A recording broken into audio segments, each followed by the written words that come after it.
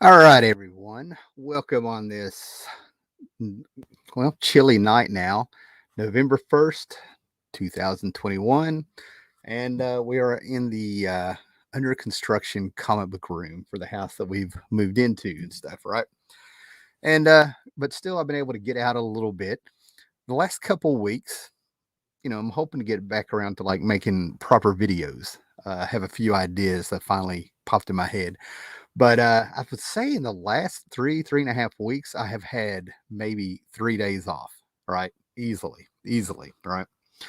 But I've still been able to get out and find a few things. One of the tricks here is one of the payoffs of having a job that keeps you extremely busy and you get to travel a little bit is that you get a little lunch break, or you have a night where you have a hotel room. You're able to kind of check a few things out.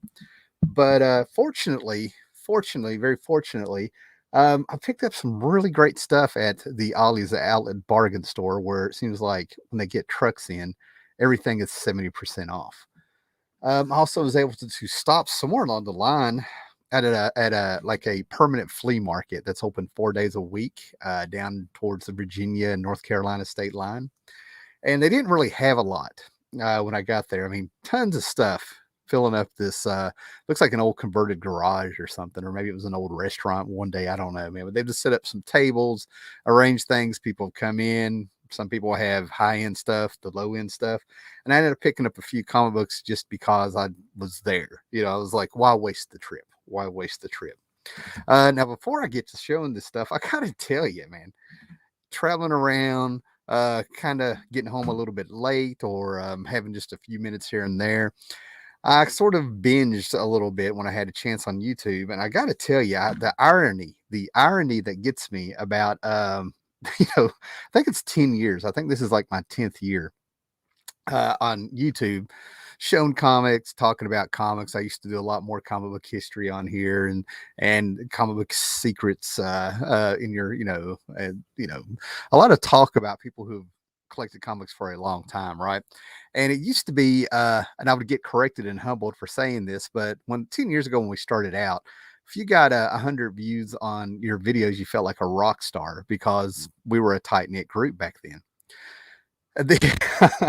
So and everybody that was here had just about, except for one person, who's not even a footnote in this history of comic book YouTube, if you will. But the irony was that everybody that was on here had a real passion for comics. They'd collected some since the early '60s, decades. Most of the collectors had been doing it for decades, grew up with it and stuff. Right? We had a small audience, but people knew what they were talking about.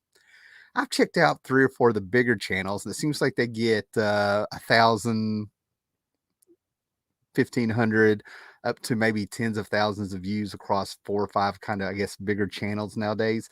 And I think it's amazing that there is a bigger audience now, and they don't know what the hell they're talking about. It's painful. I mean, it's painful for me to watch some of these channels sit here and steering so many people wrong. And all I can say is buyer beware. Buyer beware when you're out there. I'm seeing them doing their spec and reporting on the top 5 books of the week, top 10 books of the week, and so much misinformation being put out there. So, like I said, I just kind of think it's an irony that when we were a small, tight knit group and smaller audience, more knowledge, more bang for your buck when you watched. And then all of a sudden, as channels got bigger and got the more professional looks, the high def cameras, the backgrounds that they buy at Hobby Lobby, for trying to show that they're hardcore. Less information, bigger flash, less substance, and I just feel really bad for all the people that have gotten on, into comic books and are finding these channels that are being steered so wrong. I just kind of just shake my head a little bit, and then I read the comments, and I'm like, oh my gosh, it's even some of the viewers are as bad as some of the people who were on those channels, and it's painful. It's so painful. But anyway. So the Ollie's haul that I was talking about, I kind of digress and stuff, right? I'm going to get to that in just 1 second, but I want to show you 3 little things I got. I can't remember if they were $1 a piece, $2 a piece, or whatever, but I absolutely hated this costume. on Superman. All right, hated it, absolutely hated it. Right, but I went ahead and picked up both covers for Superman 123. These were from 1997. They were actually leading up to what would have been the 60th anniversary of Superman in 1998. So anyway, they came in and I absolutely hated the design of this costume, and I really hated it because when Grant Morrison around the same time was bringing back the Justice League proper, with the big guns, basing the sort of doing the thing where he took the Olympian gods, if you will, and he found a hero. Superman would have been Zeus, and on down the line, Batman would have been Ares. Everything on down the line, sort of symbolically, building them, putting them on the Watchtower of the Year. It really killed me because Grant Morrison had some ideas in his head of Superman being chained to the earth or something and pulling it, but he couldn't do it because Superman's powers were now energy based. So I had an idea that when this came out, probably about 2 months into it, I figured out that I'm like, they're building up to the anniversary and we'll have the costume back proper. But these were there. I just picked them up because I didn't want to waste the trip at the flea market. This little flea market that I was like, well, I'm here. But this was actually cool to get. I think this was $2. And I actually remember coloring on these. When I was a kid, I have absolutely no idea where we were going, where we were at, but we always end up at a Shoney's. And they weren't a lot around back then. This is like the late 70s. I'm a very little kid. And all I remember is I would get the strawberry shortcake dessert. That was it. I can remember people talking around me. I can remember being tired and feeling kind of car sick and stuff, but I'm here. And you would get crayons, and you would get this Adventures of Big Boy Shoney's comic book from 1978. So I saw this and I chuckled, and the thing is actually in really great shape. It's of course on cheap paper, much like the restaurant coloring books and restaurant throwing menus you could throw away, the disposable ones and stuff, right? But it's got some activities in it, and funnily enough, is that this is number 18. I really want to know if this is a real thing, if they had a series of these, right? So yeah, I got the Adventures of Big Boy, and I'm gonna have to get a proper bag for it because I don't know what they used this for, right? But yeah, I thought this was fantastic, and it also lets you know where your local Shoney's was. In 1978, this was all the restaurants they had of Shoney's, and this is what I was wanting to show you that fell out. But I also have when you pick this up, you got a free admit one with this coupon to a local theater where seats were $1, but you got in for free. And you can see the Cheap Detective, International Velvet, the Sizzling Movies of 1978. This is awesome. If you don't have a coupon, the seats were $1. But this is just so funny. TV 18 WCCB free summer movie matinees at the Capri 1 and 2. So you probably had 2 theaters to pick from. So there's your, yeah. So if I ever get sucked back through, I don't know, space and time bend around me, and I find myself in 1978, where I would be 5 years old, uh, I can get to go see a free movie. So that was the little flea market haul, right? And then my wife got this today. She loved the movie. I love the movie. Probably the best DC movie that they have put out. This even tops the first Wonder Woman and stuff, right? But this has come out. We now have that moves. Anyway, there's King Shark. Anyway, but we got the Blu-ray DVD, and I have used the digital code. This is exclusive at Walmart, apparently. The Suicide Squad by James, Guardians of the Galaxy Gunn, right? I thought this movie was phenomenal. I laughed, I cheered, I clapped. I had a great time with it, right? So the wife saw this and she was like, look what came out. And so she bought it. So this was fantastic. Polka Dot Man became epic. I don't like Peacemaker being a goofy character, but it's fun and he makes it right. And this really cracks me up. We have now lived in a world where a website gets to have a sticker on new releases that says certified fresh by Rotten Tomatoes. Is that not weird? Seriously, I think that's very weird that a website supposedly has that much power when things are not always on the up and up there. All right, we got John C up there. What's going on, guys? Right. So now to the Ollie's haul for you guys. All right. This was $7 and was originally $40. Right. So first of all, check out the cool box. And as you can already see, what this is that this is a trade copy of Dark Knight Returns with a Dark Knight Returns Batman mask. Right. This came, like I said, I paid $7 for this. I kept passing it up and I'm like, I have to get this. Even if I don't get if I don't open it. We have a Harley Quinn here in the house somewhere that's never been opened, right? But for $6.99, $40 value. So basically, eventually, I probably will open this because the complete Frank Miller Batman I have with the Dark Knight Returns in it, it's starting to chip a little bit. The leather bound, it's a leather bound complete volume from around, I don't know, 88, 89. And then I also have the 4 issues of Dark Knight Returns, which I'm never going to have to crack open again. Yeah, this is awesome. Yay. Why not? Art is there. What's going on, brother? All right. We got John C. as always. Good to see you. And then we have Why Not Art. All right.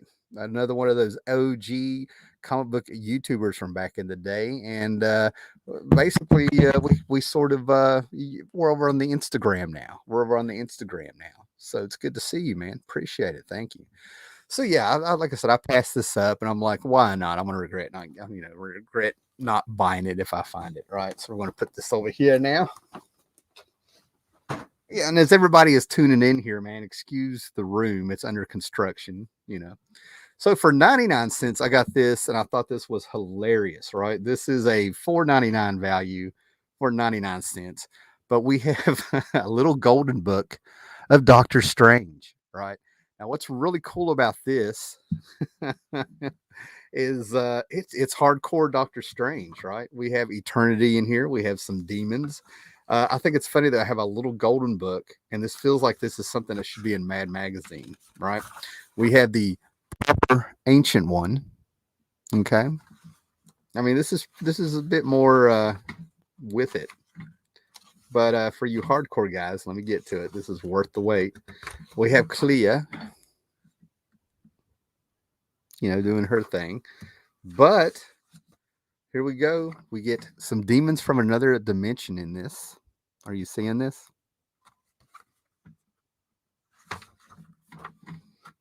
We get the living tribunal and the in-betweener in a little golden book. I mean, Jim Starlin should be getting tons of money for some of this stuff. We have Nightmare in Eternity in a little golden book. 99 cents, guys. Yeah.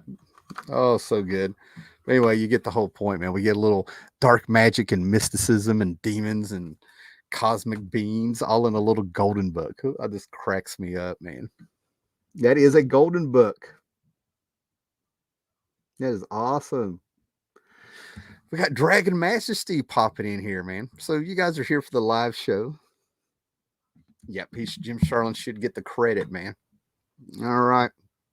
So now, before I get to the Omnibuy, so is it omnibuses or omnibuy? That should be the plural of this stuff. Now, these epic collections that Marvel keeps putting out, I think these are the best way to collect your Silver and Bronze Age and Copper Age goods. And I've even seen them for the 90s, right? And I want to show you what an epic collection is, but the paper quality is nice and bright and crisp. I like the binding on them. I like how they look on a bookshelf. They are soft cover, but they also have volumes on. They tell you what the volume is on the back, and they tell you the years that they're covering here. These things seems to cover, these epic collections seem to cover 1 year to 2 years so far. I've got Dracula, Spider-Man, some Hulk, but this time I got volume 5 that covers 1971 to 1972, Incredible Hulk 138 to 156, and Avengers 88. I love this era. Bronze Age is my favorite era of comics, even though I grew up in the Copper Age, right? But this is the great stuff. This is Roy Thomas, Herb Trimpe, however you want to, depending how you want to say it and stuff, right? This has Harlan Ellison with Jarella. If you know your Hulk lore, your Incredible Hulk lore, we have the introduction of Jarella, some Harlan Ellison plots. Of course, that Avengers 88 was plotted by Harlan Ellison also, that crossed over with the Hulk back in the day. We got the first appearance of Doc Samson. We got the Hulk just fighting everybody.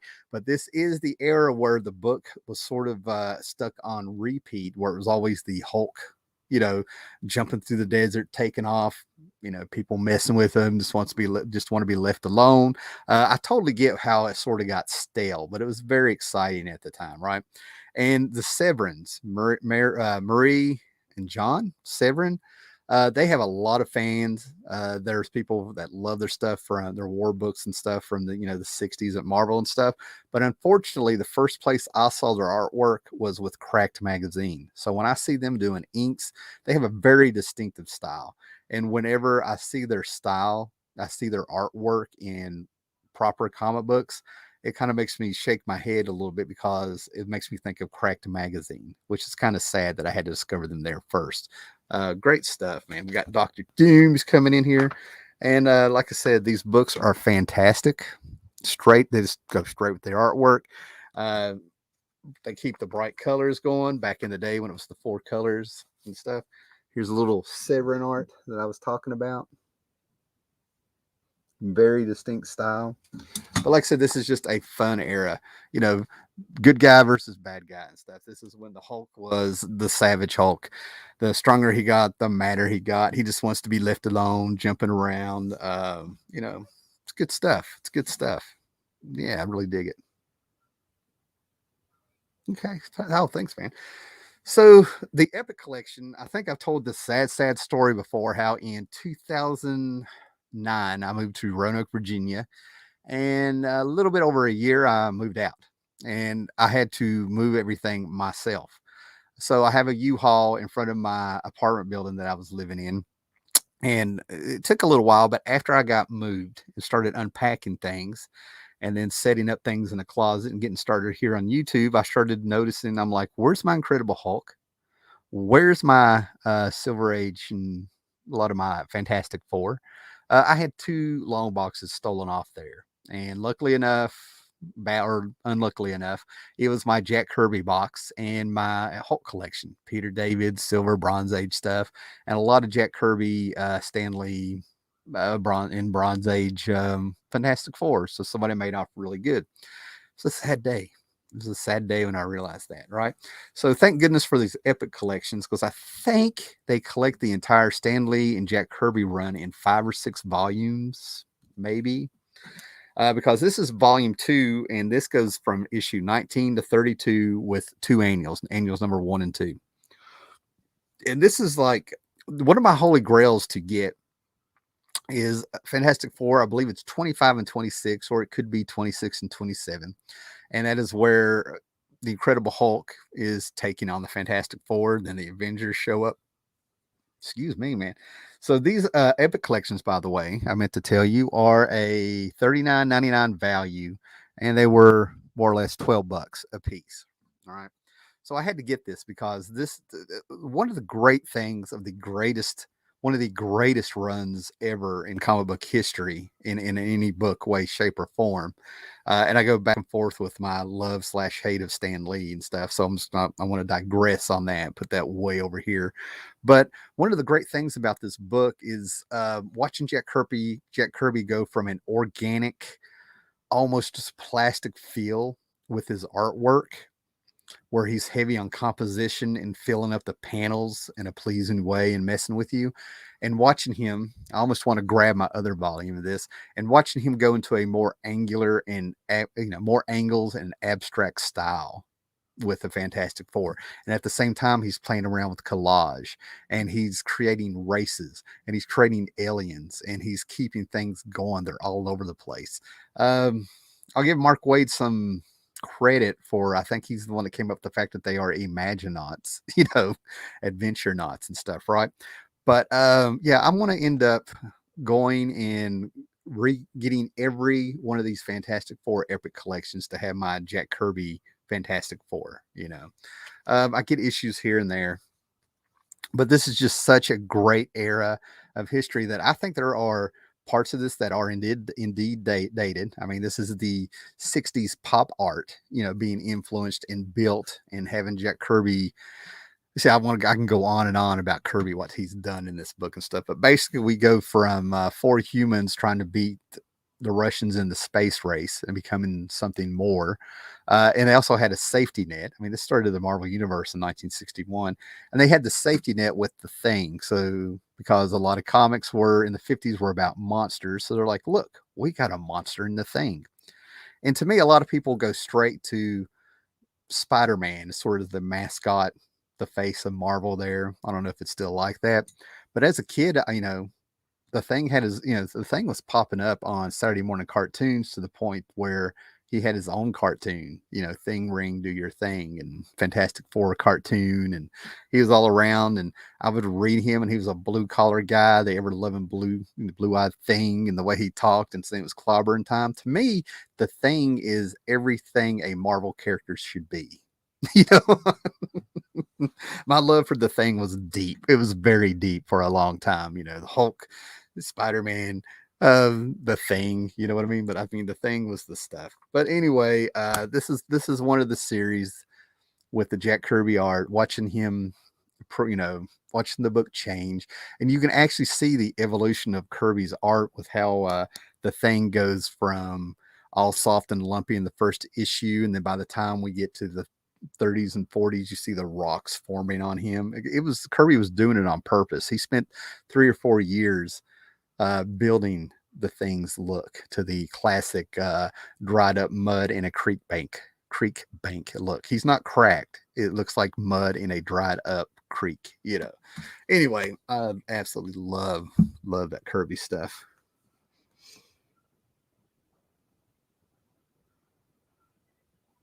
hmm And I've got hardbacks and stuff of some of this Kirby stuff, right? So now we are down to the two omnibuses, right? So I have one of these. These ended up being books that cost $125 retail. And I ended up getting these over the course of a week for $37. And I feel like I'm oversharing with saying that anybody that's watched my channel forever knows I get stuff on the cheap. I was the guy that was able to get the first Commandy's Artist Edition for $35 on the day it was released with my hustles and stuff, right? But sadly enough, I had some mad money in my pocket, and then I had payday, that came up. And when I went up there, they had four omnibuses at Ollie's, right? Four of them. Dr. Afra, Jim Lee's X-Men, and it was not every Jim Lee X-Men, but whatever. They show the covers on the back, and I'll show you. They had Cole the Savage, and they had X-Men Inferno. So I bought one of the books. If you follow me on Instagram, you already know what I bought. But so I bought one, and I'm like, yeah, I'm good on the other. I'm kind of good on the other. So they get a truck on Friday. They started to recognize me at Ollie's now, since we don't have a comic book shop around here. So I play around with it. I work through the weekend, and then I'm like, you know what? I'm leaving. I left work. I put in about 5 hours. I'm like, I'm leaving. I'm leaving. I'm not supposed to be here today. So going up there, and all the ones that I didn't buy, they're gone. And I absolutely had buyers. I had regret for not buying Cole the Savage, and I'm like, man.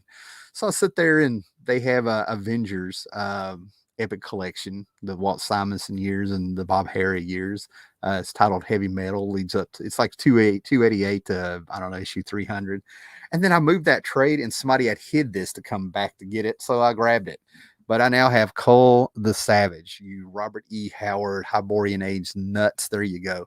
But look, take in this glorious, beautiful cover. Is that not cool? Is that not cool? I love this, right? This has Bernie Wrightston art in it, right? It talks about the artists that are in it and the writers. Let that come into focus. Roy Thomas, Doug Monch, Chuck Dixon, John Arcadi, Maurice Severin, John Bolton, Val Zemeckis, E.R. Cruz. This covers books going back to, well, I can tell you that's what's really cool about this, right? Is that each page tells you the issue and the year that it came out. But the other people that are in this are Howard Chaykin, Ross Andrew, Sal Buscema, Ernie Chan, Jim Valentino, Who else do we got here? Wallace Wood, like I said, Bernie Wrightston, Mark Schultz. I mean, I couldn't believe some of the people in this. Uh, Barry Windsor Smith, Neil Adams, Walt Simonson, Mike Plug. I'm a huge Plug fan. All right. So they have everything in here, pinups, maps, everything that's in here. But this is what I really love is as you're reading the stories, okay, as you're reading the stories, you get the issue that the story is from, followed by the release date that the book came out. And that's what makes this so wonderful and so cool. I went through here. It's got a few pages in colors, a few maps are in colors, but overall it is a black and white book, which is why I didn't buy it the first time. If I'm going to buy an omnibus and spend the money, why not get a little in color? But this is going to be fantastic. I love my black and white books. Don't get me wrong. I grew up with Conan in the house, Savage Sword of Conan. Um, got some Dark Horse. Got a Dark Horse phone book here of those original magazine issues. I was all about the magazine. Yeah, we had the comic in the house, but it was all about the Savage Sword of Conan. Oh man. Right. I'm not going to go all the way back through there. Love Kirby's Fantastic Four. I do as well. Got to complete my run of Kirby FF before it gets way out of reach. I hear you. I hear you. Thanks, awesome that Cole. Well, who else we have here? Dingo MK2. Do all the stuff going on with modern comics recently. I got into buying old pulp reprints of Doc Savage, Shadow, and Marvel Legends. A lot of fun in making your own Avengers team out of your favorite figures. Oh yeah, the hobby is going to survive even if the modern comics kill it. What do we got here? Now I'm depressed. My Ollies won't have them. And if they do, local speculators who don't read comics will buy them to sell. I know some of them. It's very frustrating.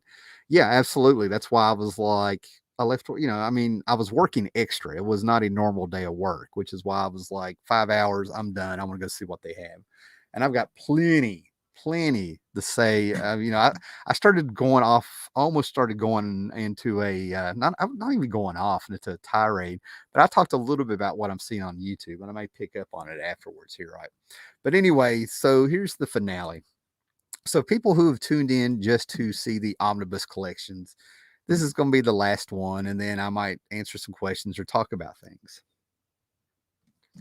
Oh, what we got here? Tim, have you been building up your omnibus collection anymore? Yeah, I have a few more over there. I have a Deadpool omnibus, a Guardians of the Galaxy omnibus, and the Just Imagine. Let me try that again. I have the Deadpool. I have a Deadpool omnibus, a Just Imagine Stan Lee omnibus, and a Guardians of the Galaxy omnibus. So these are maybe my fourth and fifth omnibus. I'm gonna have to look up and see what the plural of omnibus is. In my mind, it should be omnibus. Awesome, Mike. Thanks, man. So the last one here, just to get this out of the way, that we're 30 minutes in, was the X-Men Inferno. Now, this thing is huge, and I have not opened it yet. Okay, I mean, because it shows on the back all the issues that are in here that had to do with Inferno, right? Was this the one in 88? Oh, I'm going blank. So the More Like Massacre was in 86. Fall of the Mutants was 87. So Inferno must have been 88. And I have almost all of these issues. I've still have the ones I bought off the rack. And there's a great 4-issue miniseries that I fell in love with John Bogdanove. I think that's how you say his name. His artwork. He did 4 issues of a book called Exterminators, which I digress in there. But if you're an EC Comics fan, they have a scene in a graveyard that's a throwback right back to EC Comics and stuff, right? Little nudges in there and stuff, right? This has Power Pack, Avengers, Spider-Man, Daredevil, Web of Spider-Man, Spectacular Spider-Man, X Factor. And it's great because it has a story that you find in X Factor number 5. And that annual is part of the Atlantis Attacks story going through the summer annuals. But in the back of it, and it came out after Inferno was over, but it has a little backup story where you have the Blues Brothers. Okay, it's the Blues Brothers, Elwood, Jake, but they're actual FBI agents who are sent to New York to investigate what the Inferno was, what was going on, right? So anyway, this thing is huge, it's heavy, it's massive, it's wonderful. And like I said, I have a box here, a short box. If I really looked up here somewhere on my shelves, I have more over here. I even have more behind me on the floors now. But anyway, you got cute, Tim. You got cute. But anyway, I have almost every one of these issues, but I'm going to end up cracking this open soon and checking it out. But when I do, I don't know when I'm coming up for air, because if I get started on this, oh man, I stayed away from the X-Men purposely as a kid up until Art Adams came along, and we had the great X-Men in Asgard stories, the Asgardian Wars. That's where they sucked me in, and then all of a sudden we had more like Massacre that came out. Comic books had never crossed over like that before. It was an event. Then they had Follow the Mutants, where they kind of honed their craft a little bit, even though the stories didn't really connect too hard. It was more about what was happening in the books, not a coherent story. Then we had everything coming to a head that they've been building on for 2 or 3 years in Inferno. We had Archangel. Angel had Warren Worthington III had been turned into death, an angel of death by Apocalypse. Apocalypse put his blood in him after he'd been pretty much had his wings ripped off and almost died during more like Massacre. And all of a sudden, what we have a few panels of X Factor versus X-Men, the original X-Men against the current X-Men, and it's Archangel sat there keeping Wolverine on his toes out of nowhere. And if you were there and if you had read the books, as much as I liked Angel, but he had hollow bones so he could fly. I mean, they took the bird thing very on the nose, if you will. And now all of a sudden he's got razor wings and Wolverines jumping around. It was a big deal. It was a big deal. So very happy, very, very happy to have that. I may make a shorter video just to show these off at some point and stuff. So there's the Epic Collections. There's the X-Men books. There's the, for you guys popping in, just to review real quick, we have the James Gunn Suicide Squad the wife picked up. At a local flea market, I picked up a Adventures of Shoney's Big Boy comic from 1978, untouched. Superman's debut in 1997 with his energy powers and the worst costume ever, in my opinion. And what else was there? And that was it in the Golden Book for 99 cents, right? So yeah, I stretched that out to half an hour. That's pretty good. So now we can just kind of play for a little bit, because I got a few more minutes here, man. I got a few more minutes here. Oh man, but yeah, that was a great era. There's just a great era of X-Men there for everyone, in my opinion. What we got here? Backing up, checking some comments here.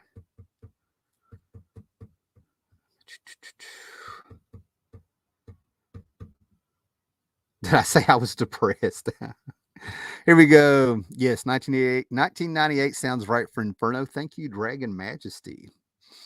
I didn't like the Inferno tie-in that messed with Anacita's Daredevil at the time. In fact, the tie-ins drove me crazy. They were a bit jarring, but at the same time, I think their hook worked there, because I'm sure there was a book or two that I wasn't reading that I picked up because it was an Inferno tie-in, and ended up collecting that book for a little bit. So on one hand, yeah, if you're reading a book, and like I said, this was all new back then. This was all new. They had Secret Wars 2. Don't get me wrong. They had Secret Wars 2 where they really went for it. But with just the X books, then pulling people in. Actually, during Follow the Mutants, there's a fantastic where this was a bit jarring, where Inferno was a bit jarring for what they did with Daredevil. If you go back a few years, there's a fantastic story in Daredevil, maybe 252, that ties in with Follow the Mutants, where the Horseman of Apocalypse messes with Hell's Kitchen in New York and makes them think that the nuclear bombs have been dropped, and they're living in a post-apocalyptic world. It's just fantastic. It's like one of the greatest mind ifs ever in a comic book, and Daredevil ends up fighting gangs and stuff that rise, trying to take over power, a la Mad Max. So there's some good and bad that comes out of it, I guess. William Bird, I was out of luck at the two ollies I hit up this weekend, but a Books a Million had the Moon Knight Omnibus for $60. Not a bad find. Not a bad find at all. There's a Books a Million in Winchester, Virginia that has a ton of omnibuses in the back, omnibuses.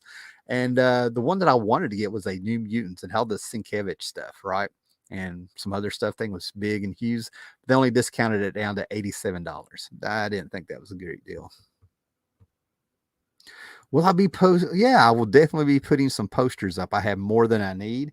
Like I said, I'll try to do a tour. There's other stuff in the house we're getting done because I'm a responsible adult. Okay. I'm a responsible adult. There's other things we need to take care of, and I have been taking care of them. But I'm piecing this room together as I can, pulling out stuff. The shelves that I had stacked up, I now have them lining the walls in the open space. I finally got my art table in. I got my art supplies in. I have some shelves set up, and then I have my couple of posters ready to go. And I would like to get a shelf up just to have some special DVDs up here, some special ones. I have plans, but my eyes are bigger than the plate. You know what I'm saying? Okay. Jean Grey's clone be looking good. Madeline Pryor. Yeah. Yeah. I always knew, I always thought, it's not that I figured out she was a clone of Jean Grey. I always thought it was a given. Her last name was Pryor. Garage sales in August. I scored volumes 1 and 2, the complete Fabulous Furry Freak Brothers for $1. That's awesome. That is awesome. I knew 1 or 2 people growing up who had Freak Brother comics. And, it kind of freaked me out when all of a sudden I was seeing commercials or something where they got a cartoon. I mean, I was just sort of like, wow, how did that happen? Right. Reading Grant Morrison's X-Men, Emma Frost is Mischief incarnate. She's playing mental havoc with Scott in order to seduce him away from Jean. He'd be Harley Quinn's ideal writer. Now, going back to what Grant Morrison was doing with Emma Frost, first of all, he gave a lot of the characters secondary mutations. He took the Beast from Beast and went quite literal with a feline take on him a little bit to make him more like Beauty in the Beast. You follow me? And so he comes in there, and what Gore Vidal is talking about is that on the psychic plane, Emma Frost and Cyclops were having an affair, and Jean busted in on him on the psychic plane. So if it's just taking place on your head, is it really an affair? I guess it's an emotional affair. It's a loophole. But yeah, she he put her to the forefront, and she and her cuckoos. Oh, thanks, man. But loving your art, you are too kind. When I actually am able to sit down, I've done one piece I've been proud of in 2 years because I actually had time to sit down and do it. So, and I've lost more than I've ever had. I've lost more than I'll ever get back with my art skills. So, yeah. Thank you, man. All right, guys. I think we have had everybody pop up here, man. So I'm actually going to call it a night here in a minute, unless we get a question or two that you guys are having. I'm hopefully going to be able to shoot some proper videos instead of live showing it all around. And I also have the idea of being able to, how can I say this, interpret the first 6 Star Wars movies. And I think I can explain Star Wars in a way that you may never watch those 6 sets of movies the same again. And that's not hype. But thanks for everybody popping in here. Hopefully life is going to slow down now to where I can get back into routine here a little bit. But we'll see. We'll see. We'll see. But it's great that everybody's popped in here. And what I was saying at the beginning of the video, kind of waiting for people to get in here. And people, sorry if people take off, man. What I was talking about is that I was able to kind of binge watch some other videos on here, top 5 books of the week, top 10 books of the week, top spec books, and all this stuff. And I don't know what this means. Okay, but yeah, but yeah, and this goes with what I'm about to say here. But I thought it was ironic. It's ironic because 10 years ago there was probably 70 of us, and that's people making videos and the people who watched the videos and commented. We all really knew each other or knew of each other, and it was a small community. And if we got 100 views, you felt like a rock star. I would get humbled and told if you get 1 view, you should feel like a rock star and stuff, right? And things grew and more people found us, and it was kind of picking up and more people were kind of coming in. And now I see these channels where they get about 50,000 to, I don't know, 1,500 views per video to tens of thousands of videos on some of them, or, or whatever, something like that. And it just kind of blows my mind that it's bigger audience, less information. You know what I mean? More professional looking, less substance. I binged a few of them, and I actually put one of the guys on my Instagram about a great big huge mistake I saw. But it blows my mind that these people are talking about investments and money and what to do with your comics and buy this and buy that and giving this advice, and it's the worst advice I've ever seen. I'm like, oh my God. I mean, I've listened to this and I'm like, there's, buyer beware, buyer beware. So it just blows my mind when we were a smaller community and a lot of comic book people didn't know we were here. There was some good stuff going on there, comic book history, and they're sort of citing some of our work by showing the comic and explaining things, and people would bounce off and fill in the gaps if somebody didn't know like the entire history of Commandy or something. It was a team effort to a certain extent, right? And now it's like a lot of views, very professional looking videos and stuff, and they don't know what the hell they're talking about. And there's a lot of people spending money. In real life, I've had some people tell me they were listening to somebody like Comic Tom or something, and they were like, I think I wasted some money trusting in that stuff. I'm like, oh my God. Oh, yeah, you missed the show and tell. You missed the show and tell, but it's the first 30 minutes of the video, and it's probably like 20 minutes of stuff. Now I'm just sort of repeating what I said at the beginning of the video to get people here and stuff, right? But I'm not going to be here much longer, man. But anyway, yeah, I might talk about that, do a live show where I just sort of kind of bitch about YouTube a little bit, but buyer beware. I did a video a couple months ago about price gouging at comic book shops where they expect you to go through their boxes and their dollar boxes. And when you come up there, they're going to stop everything and check the prices on eBay. Your free labor. 2 months later, I saw people blowing up talking about that stuff. And I'm like, hey, man, I did that video 2 months ago. And there was something else, some other topic video, man. So it's like, it's not that I'm ahead of the curve. It's that I'm like, this is common sense. You know what I mean? And it's no, just that's not, ways of how not to run a comic book shop. Yeah. But it was a great time back in the day and stuff. I just hate now that it's like people who have no fucking idea what they're talking about, yet they're able to push it out there with such confidence. Such confidence, Oh man, well, good for them. Great performance and stuff, right? All right, guys. So it is now 8 p.m. Eastern Standard Time, and I think I'm gonna go get something to eat because tomorrow's an election day for the governors, at least in the state of Virginia. We're supposed to have the day off, but old Howler Mouse is gonna be working tomorrow again. So hopefully we'll get some of this stuff out of the way and be able to come back and really talk comics. All right, guys. Later. Sub, like, subscribe, thumbs up. Let people know we're here. Share on your social media. Know there's people who out here who we read our comics, we like our comics, and we can talk comics and have fun with it. Lots of fun. Everybody be excellent to each other.